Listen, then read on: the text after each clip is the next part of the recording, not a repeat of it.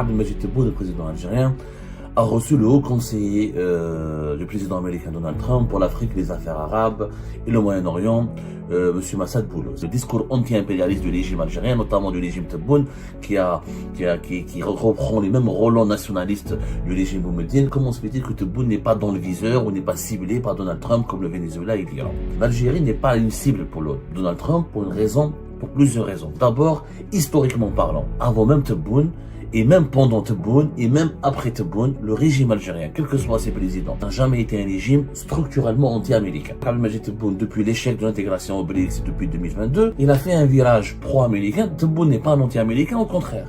Tebboune, il est l'un des présidents les plus pro-américains. Et l'Algérie, le Tebboune, a toujours évité la confrontation avec Washington. La résolution américaine sur Gaza le 17 novembre 2025, l'Algérie de Tebboune a voté pour. Sur le dossier du Sahara occidental, par exemple, le 31 octobre 2025, lors du vote de la résolution américaine totalement favorable au plan au Maroc, l'Algérie n'a pas voté contre. Elle a boycotté le vote. Mais elle n'a pas voté contre. Mais elle n'a jamais dénoncé Donald Trump, elle ne s'est jamais attaquée à Donald Trump. Elle a toujours voulu éviter de provoquer un bras de fer diplomatique direct avec Washington. Donc l'Algérie, sur Gaza, comme sur le Sahara occidental, elle a pratiquement plié. Donc Tebboune ne peut pas. A compris que le régime Tebboune a compris qu'avec Donald Trump, il ne pourra pas adopter la même stratégie. Hier, Abdelmajid Tebboune, le président algérien, a reçu le haut conseiller du président américain Donald Trump pour l'Afrique, les affaires arabes et le Moyen-Orient, M. Massad Boulos. C'est à la fin de cette entrevue, qui est la deuxième du genre depuis juillet 2025, puisque c'est la deuxième fois que l'envoyé spécial, le conseiller spécial pour l'Afrique, les affaires arabes et le Moyen-Orient de Donald Trump vient à Alger. Et à la fin de cette entrevue, Massad Boulos a tenu un discours très favorable à l'Algérie, très favorable aux autorités algériennes et très amical à l'égard de Abdelmajid Tebboune. Ce qui soulève beaucoup d'interrogations et beaucoup de questions, que ce soit au sein de la population algérienne, ou au sein de notre communauté d'abonnés, ou même au sein des amis étrangers de l'Algérie qui ne comprennent pas comment Abdelmajid Tebboune et son régime arrivent à tisser de bonnes relations avec les États-Unis d'Amérique en dépit de positions ou de discours politiques ou de positions diplomatiques très hostiles aux intérêts américains, notamment sur le dossier israélien ou sur le dossier des relations, ou le dossier du conflit israélo-palestinien, ou sur le dossier de la question palestinienne, ou sur le dossier de la lutte contre les impérialismes ou le discours anti-impérialiste du régime algérien, notamment du régime Tebboune, qui reprend les mêmes relents nationalistes du régime boumedienne. Comment se fait-il que Tebboune n'est pas dans le viseur ou n'est pas ciblé par Donald Trump comme le Venezuela et l'Iran? Je pense qu'une mise au point s'impose, qu'une analyse factuelle, honnête et précise s'impose pour expliquer aux Algériennes et aux Algériens et expliquer aussi à nos amis étrangers, que ce soit nos voisins maghrébins ou nos amis français ou canadiens ou les autres francophones qui nous regardent, pourquoi l'Algérie n'est pas dans le viseur de Donald Trump. L'Algérie n'est pas une cible pour Donald Trump pour plusieurs raisons. On peut peut-être dire 4 ou 5 raisons, mais essentiellement pour 3 raisons. D'abord, historiquement parlant, avant même Tebboune, et même pendant Tebboune, et même après Tebboune, le régime algérien, quels que soient ses présidents, quels que soient ses leaders, n'a jamais été un régime structurellement anti-américain. Même à l'époque de Boumedienne, l'Algérie, elle a eu toujours une position bienveillante à l'égard des États-Unis d'Amérique. L'Algérie n'a jamais été, ne sera pas l'Iran, n'a pas été le Venezuela, et elle ne sera pas un pays anti-américain parce que historiquement, elle ne l'est pas. Pourquoi? Parce que l'Algérie, elle a une diplomatie depuis son indépendance. D'abord, elle a une reconnaissance à l'égard des États-Unis d'Amérique. Avec John Kennedy, les États-Unis d'Amérique étaient favorables à l'indépendance de l'Algérie. Après l'indépendance, même si l'Algérie, elle a basculé dans le camp du socialisme et de l'Union soviétique, mais elle a toujours développé une politique intelligente basée sur le non-alignement, le compromis par rapport à la grande puissance américaine, le dialogue constructif, le pragmatisme et les négociations et l'amitié. L'Algérie a toujours été neutre. Dans la guerre froide, elle était politiquement proche de l'Union soviétique et économiquement très proche de l'Union soviétique, mais elle n'a jamais enterré, elle n'a jamais refusé d'avoir des liens économiques et des liens politiques avec les États-Unis d'Amérique. Dans le secteur des hydrocarbures, les Américains, les compagnies américaines ont toujours joué un rôle très important, y compris depuis la nationalisation des hydrocarbures durant les années 70. Donc les rapports avec les États-Unis et l'Algérie ont toujours été basés sur le respect mutuel, surtout sur le pragmatisme, le compromis, le dialogue et le non-alignement. L'Algérie a toujours expliqué, a toujours témoigné à Washington sa bienveillance, sa volonté d'être son ami, et même si elle est très proche de ses ennemis, elle n'a jamais eu une politique anti-américaine ou une hostilité à l'égard des États-Unis d'Amérique. Elle ne s'est jamais alignée systématiquement sur les positions des ennemis des États-Unis d'Amérique. Donc, historiquement, l'Algérie n'a jamais été un pays structurellement anti-américain. Il faut savoir très bien, les États-Unis, il y a plusieurs épisodes de l'histoire, comme les otages américains à Téhéran, comme les différents conflits sur le continent africain, comme pendant la guerre du Vietnam, où l'Algérie a eu des positions où elle a proposé le dialogue, où elle a trouvé un compromis avec les États-Unis d'Amérique, où elle a essayé de jouer le rôle de médiateur entre les États-Unis d'Amérique et ses ennemis. Donc, on est un pays ami des États-Unis depuis l'indépendance du pays, depuis l'indépendance de l'Algérie. Avec Abdelmajid Tebboune, il faut savoir qu'Abdelmajid Tebboune, depuis l'échec de l'intégration au BRICS depuis 2022, depuis 2023 plus exactement, il a fait un virage pro-américain. Tebboune n'est pas un anti-américain, au contraire. Tebboune, il est l'un des présidents les plus pro-américains, contrairement à ce que l'on pense. Il n'a jamais été un président anti-américain. Il a tenté la Russie, la Chine et les BRICS pour pour acquérir une certaine légitimité internationale, parce que l'Occident le refusait, le considérait comme un dictateur mal élu, et à cause du Hirak et de son déficit de légitimité. Donc il cherchait une légitimité, il cherchait une sorte d'armure ou une certaine il voulait s'offrir un certain prestige en essayant de pénétrer, en essayant de trouver une place au sein des BRICS. Quand il a été rejeté et quand il a été mis à l'écart des BRICS, il a fait un virage pro-américain, avant même l'arrivée de Donald Trump. Et l'Algérie, de Tebboune, a toujours évité la confrontation avec Washington. Toujours évité.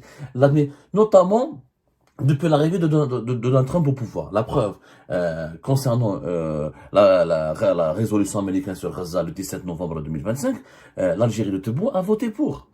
Alors que l'Algérie, avant l'arrivée de Donald Trump, on parlait de Gaza matin et soir, on utilisait la question palestinienne pour diaboliser le Maroc et pour dire que les alliés du sionisme, le Maroc et les Émirats étaient des agents des esclaves du sionisme, des agents du sionisme. On considérait l'alliance entre Israël, le Maroc et les pays arabes qui ont normalisé avec Israël comme une trahison suprême à la cause du monde musulman, à la cause du monde arabe, et que les alliés, les pays arabes qui ont normalisé avec Israël, ce sont des chevaux de Troie pour déstabiliser, pour coloniser la région. Donc on avait, rappelez-vous de ces militaires algériens en 2023, en 2024, je crois que c'était en 2024, en 2024 plutôt, qui dans les rues, lors d'un défilé militaire, criaient Gaza, Gaza, Gaza. À la fin, quand Donald Trump est arrivé au pouvoir, Abdelmajid Tebboune a changé radicalement de position.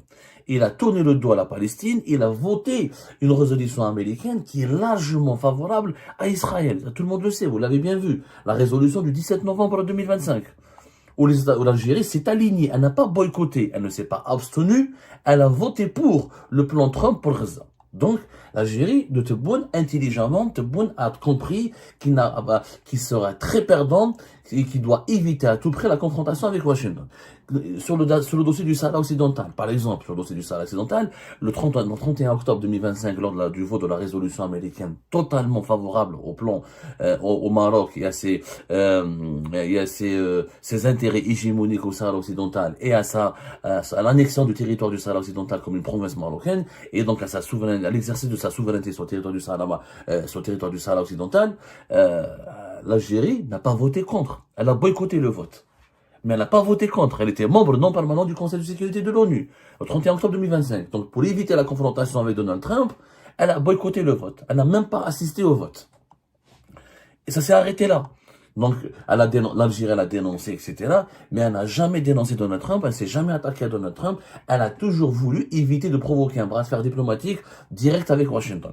Et elle a toujours évité de voter contre les résolutions d'inspiration américaine perçues que même si ces résolutions sont favorables à ses adversaires directs, comme le Maroc, par exemple, dans le dossier du Sahara occidental. Donc, l'Algérie, sur Gaza, comme sur le Sahara occidental, elle a pratiquement plié. Elle a plié face aux exigences de Donald Trump. Elle n'a pas plié, elle a fait un compromis, on va dire. Voilà, on va pas utiliser des termes humiliants, etc., ou des termes qui rabaissent. On est en train de faire de l'analyse géopolitique, on n'est pas en train de faire des jugements de valeur, mais elle a reculé, elle a revu ses positions traditionnelles et très dures et radicales, etc. Et, je veux dire, même elle a des positions très solides et des positions vraiment qu'on aurait même qualifié d'entêtement avec Washington. Elle a évité de transformer le moindre désaccord en affrontement direct. C'est une attitude complaisante que Abdelmajid Tebboune, il développe à l'égard des États-Unis d'Amérique. C'est très clair. Là, le dossier de Reza, le dossier du Sahara occidental, c'est un élément de langage incontournable pour le régime algérien. C'est le pilier de la propagande du régime algérien. C'est l'un des piliers de légitimité. Tebboune, il en a fait même l'un des piliers de sa légitimité. Donc, Tebboune, le régime Tebboune, il a une stratégie face à Trump qui consiste à éviter de l'affrontement, montrer la complaisance, proposer du compromis, rester dans le dialogue, et même au contraire, essayer de gérer à froid les relations avec les États-Unis d'Amérique et essayer de trouver même de mettre davantage en lumière les intérêts communs et les intérêts précieux que les intérêts que les divergences qui peuvent diviser les deux pays. C'est une stratégie complètement différente que Tebboune utilise avec les États-Unis d'Amérique de Donald Trump par rapport à ce qu'il fait avec la France d'Emmanuel Macron, ou ce qu'il a fait avec l'Espagne de Pedro Sanchez. Tebboune avec l'Espagne de Pedro Sanchez, 2 années de bras de fer diplomatique avec beaucoup d'agressivité, beaucoup de brutalité, un boycott économique, pratiquement une rupture des relations diplomatiques. Avec la France d'Emmanuel Macron, Tebboune, on l'a vu, de 2024 jusqu'à aujourd'hui, la même chose, du bras de fer, de la fermeté, de la sévérité,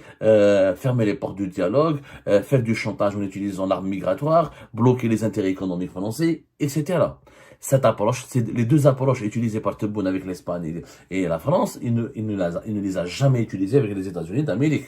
Pour une raison simple, c'est que les États-Unis d'Amérique n'ont pas le même poids que la France et que l'Espagne, et en Espagne et en France, il n'y a pas un Donald Trump.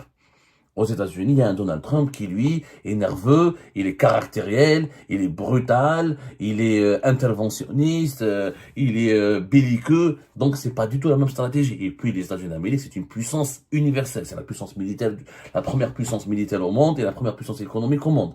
Donc, Tebboune ne peut pas a compris que le régime Tebboune a compris qu'avec Donald Trump, il ne pourra pas adopter la même stratégie.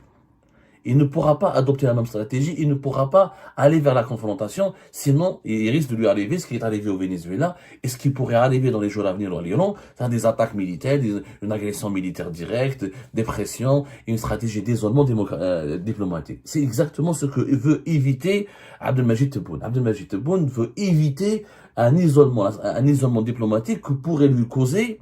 Déjà, Abdelmajid Tebboune est très isolé à cause de ces conflits qu'il a déclenchés avec les partenaires les plus importants du pays, comme l'Espagne, la France, ou dans le monde arabe, comme les Émirats arabes unis, et l'aggravation de la crise avec le voisin direct qui est le Maroc.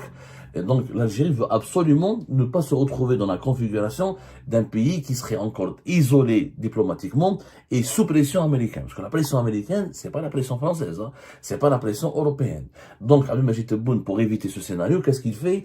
Il épouse parfaitement ce qu'on appelle la logique transactionnelle de l'administration Trump. Trump, c'est un président qui croit au business. Il dit, moi, je vais entretenir ou développer des bonnes relations avec les pays avec lesquels je peux faire du business, je peux avoir des transactions qui sont favorables aux intérêts américains, qui sont favorables à l'économie américaine. Là où je rencontre des difficultés, là où j'ai pas des intérêts favorables à mon pays, ce pays va devenir mon ennemi et j'adopterai de la violence, de la sévérité, de la pression et je vais le cibler.